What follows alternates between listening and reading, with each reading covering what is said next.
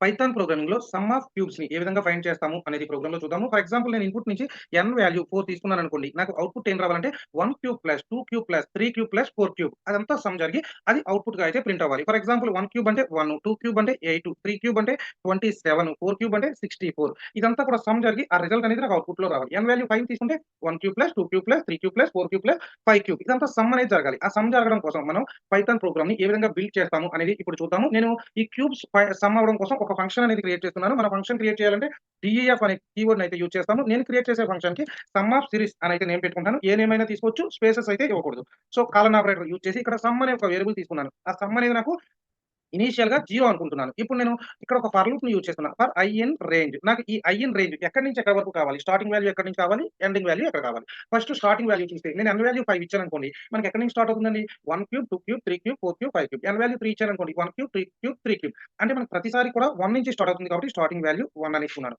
నేను n value 5 ఇచ్చాననుకోండి. నాకు 5 వరకు లూప్ అనేది రిపీట్ అవ్వాలి. మనం n వాల్యూ ఎంత ఇస్తే దాని ముందు నంబర్ వరకు రిపీట్ అవుతుంది. For example n ఇచ్చాననుకోండి. n value 5 ఇస్తే 4 వరకే రన్ అవుతుంది. సో, n+1 అనయితే తీసుకొని కాలనిచ్చి ఇక్కడ నేను ఒక చిన్న లాజిక్ రాస్తున్నాను. Some into some into sum plus I into I into I అని రాసుకున్నాను. రాసి నేను ఈ సమ్ ఏదైతే మనకి ఫైనల్‌గా వస్తుందో లూప్ ఎండ్ అయిన తర్వాత ఆ సమ్ వాల్యూని రిటర్న్ చేస్తున్నాను. ఫర్ ఎగ్జాంపుల్ ఇప్పుడు n వాల్యూ 3 అనుకోండి.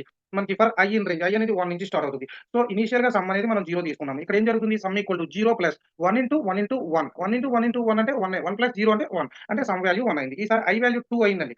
2 అయినప్పుడు సమ్ వాల్యూ అండి. సమ్ అంటే ఇనీషియల్‌గా మనకి ప్రీవియస్‌గా 1 ఉంది. 1 plus 2 into 2 into 2. 2 into 2 into 2 అంటే మనకి 8 అండి. సో, టోటల్ ఎంత అయిందండి మనకి 9 అనైతే వస్తుందండి. నెక్స్ట్ ఐ వాల్యూ ఇంక్రిమెంట్ అయింది. ఐ అనేది 3 అయింది. ఈసారి sum equal to sum plus some అంటే ప్రీవియస్‌గా 9 ఉంది. 9 ప్లస్ 3 ఇంటూ 3 ఇంటూ 3 అంటే 27.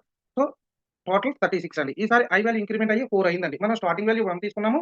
n+1 అంటే 3+1 4 అంటే ఎక్కడి వరకు రన్ అవుతుందండి? 3 వరకే రన్ అవుతుంది. ఐ వాల్యూ ఎప్పుడైతే 4 అవుతుందో అప్పుడు లూప్ అనేది మనకి బ్రేక్ అవుతుంది. సో, ఇప్పుడు మనకి సమ్ వాల్యూ ఫైనల్‌గా 36 వస్తుంది. ఏంటి మనం n అనే వాల్యూ 4 తీసుకుంటే. ఇప్పుడు మనం ఇన్‌పుట్ నుంచి n వాల్యూని తీసుకోవాలి కాబట్టి నేను దాని కోసం n ఈక్వల్ టు ఇంట్ of input of enter n value అని తీసుకున్నాను. ఇప్పుడు మనకి ఎంటర్ n వాల్యూ ఇస్తే ఈ కాలిక్యులేషన్ జరుగుతుంది. కానీ మనం ఏదైతే ఫంక్షన్ తీసుకున్నామో ఆ ఫంక్షన్ ప్రింట్ చేసినప్పుడే జరుగుతుంది. ఫంక్షన్ కాల్ చేస్తే ఏమవుతుంది?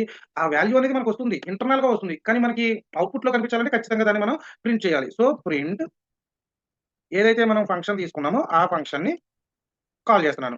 ఏది మనం తీసుకున్న n అనే వేరియబుల్ ఇచ్చి కాల్ చేస్తున్నాం. కాల్ చేస్తే దీన్ని సేవ్ చేసి మీరు రన్ చేయండి. రన్ చేయడానికి షార్ట్‌కట్ F5 అండి. లేదా మీరు పైన మెనూస్‌లో రన్‌లోకి వెళ్లి రన్ క్లిక్ చేసినా సరే మన ప్రోగ్రామ్ అనేది రన్ అవుతుంది. అప్పుడు మనకు అవుట్‌పుట్‌లో ఏమని అడుగుతుంది అంటే